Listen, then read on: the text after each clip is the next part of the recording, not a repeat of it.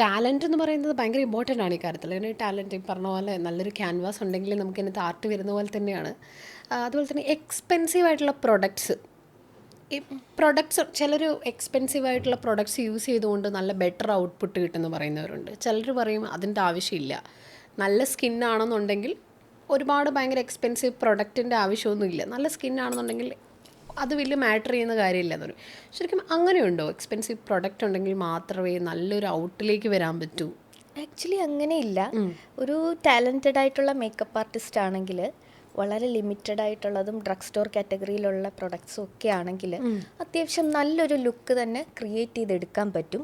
പിന്നെ നേരത്തെ പറഞ്ഞതുപോലെ എക്സ്പെൻസീവ് പ്രൊഡക്ട്സ് ഒക്കെ ആണെങ്കിൽ അതിൻ്റെ പെർഫോമൻസ് കുറച്ചുകൂടെ ബെറ്റർ ആയിരിക്കും. അതൊരു ബൂസ്റ്റർ പോലെയാണ്. ലാസ്റ്റിങ്ങിൻ്റെ കുറച്ചുകൂടെ മേക്കപ്പ് ആർട്ടിസ്റ്റിന് അത് വെച്ച് യൂസ് ചെയ്ത് അതിൻ്റെ ഫിനിഷ് കുറച്ചുകൂടെ നല്ല ബെറ്റർ ആയിരിക്കും. ലാസ്റ്റ് ചെയ്യുന്ന സമയം കുറേ സമയം നമുക്ക് ലാസ്റ്റ് ചെയ്യും. പിന്നെ വീഡിയോസിലും ഫോട്ടോസിലും ഒക്കെ കുറച്ചുകൂടെ നല്ലതായിട്ടിരിക്കും. പെർഫോമൻസ് കുറച്ചുകൂടെ ബെറ്റർ ആയിരിക്കും. പക്ഷെ ഇപ്പം സ്കിൽഡ് ആയിട്ടുള്ളൊരു മേക്കപ്പ് ആർട്ടിസ്റ്റ് ആണെങ്കിൽ അത്യാവശ്യം ബെറ്റർ ആയിട്ടുള്ള പ്രൊഡക്റ്റ് ആണെങ്കിൽ നല്ലൊരു ലുക്ക് തന്നെ ക്രിയേറ്റ് ചെയ്ത് എടുക്കാൻ സാധിക്കും, ടെക്നിക്സ് ഒക്കെ അറിഞ്ഞു കഴിഞ്ഞാൽ.